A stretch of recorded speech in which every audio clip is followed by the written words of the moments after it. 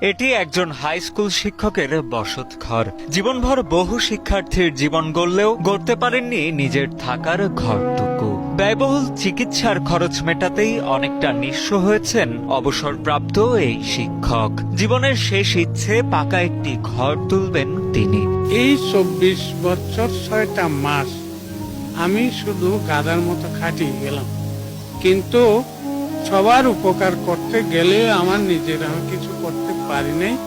আমি করতে গেলেই আমি বাধাগ্রস্ত হই। জীবনের 24টি বছর শিক্ষকতা পেশার সাথে যুক্ত ছিলেন কক্সবাজারের টেকনাফ উপজেলার অবসরপ্রাপ্ত শিক্ষক বশির আহমেদ। নিষ্ঠা ও সততার সাথে পালন করেছেন জাতির মেরুদণ্ড তৈরির কারিগরের এ গুরু দায়িত্ব। কক্সবাজার শহর থেকে স্থানান্তরিত হয়ে 1993 সালে বশির মাস্টার যোগদান করেন উপজেলার শাহপরীর দ্বীপের হাজী বশির আহমদ উচ্চ বিদ্যালয়ে। সেখান থেকে সাবরাং উচ্চ বিদ্যালয় হয়ে 1997 সালে টেকনাফ পাইলট উচ্চ বিদ্যালয়ে যোগদান করেন বশির মাস্টার। দিনভর শিক্ষার্থীদের পাঠদানেই ব্যস্ত সময় পার করতেন বয়োবৃদ্ধ এই শিক্ষক। প্রধান শিক্ষক ছিলেন মরহুম শ্রদ্ধেয় জনাব মোহাম্মদ ফজলুল করিম সাহেব।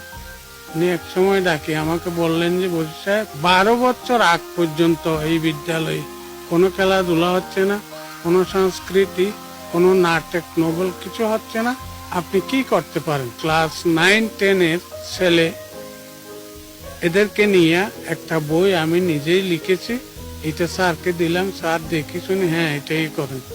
তো এটা রিহার্সাল করে 1 মাস রিহার্সাল করার পর এটা মঞ্চস্থ করা হয়েছে, যেখানে মানুষের দল না বললে হয় না। কিন্তু অবসরে যাওয়ার পরেই বশির মাস্টারের জীবনে যেন নেমে আসে মেঘের ঘন ঘটা। 2018 সালে হার্ট স্ট্রোক করার পরে দুরারোগ্য প্রোস্টেট ব্যাধিতেও আক্রান্ত হন শিক্ষক বশির আহমেদ। পেনশন, কল্যাণ ট্রাস্ট ও জমানো সব টাকা নিজের ব্যয়বহুল চিকিৎসার পেছনে খরচ করেন তিনি। 6 সন্তানের সংসারে স্ত্রী সন্তানদের নিয়ে এখন মানবেতর জীবনযাপন করছেন অবসরপ্রাপ্ত এই শিক্ষক।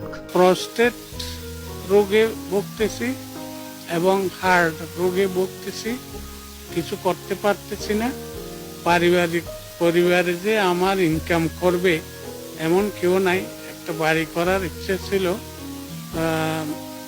বাড়ি করতে পারি নাই। প্রাক্তন ছাত্রদেরকে আমি দেখলেও বুঝাইতে পারি না। শিক্ষকের প্রাক্তন ছাত্ররা জানান, বিভিন্ন সময় এককভাবে অনেক সহযোগিতা করা হলেও প্রয়োজনের তুলনায় তা ছিল অপ্রতুল। তাই প্রিয় শিক্ষকের চিকিৎসায় প্রাক্তন শিক্ষার্থী ও এলাকার বৃত্তবানদের সম্মিলিতভাবে এগিয়ে আসার আহ্বান জানান বয়োবৃদ্ধ এই শিক্ষকের প্রাক্তন ছাত্ররা। তাদের গড়টা একেবারে জরাজীর্ণ কুড়েঘরের মতো আমরাও দেখে আসছি। সারা জীবন তো শিক্ষকতা পেশায় সেই জীবনটা শেষ করছে, এখন মাথা গুঁজার ঠাইটা নাই।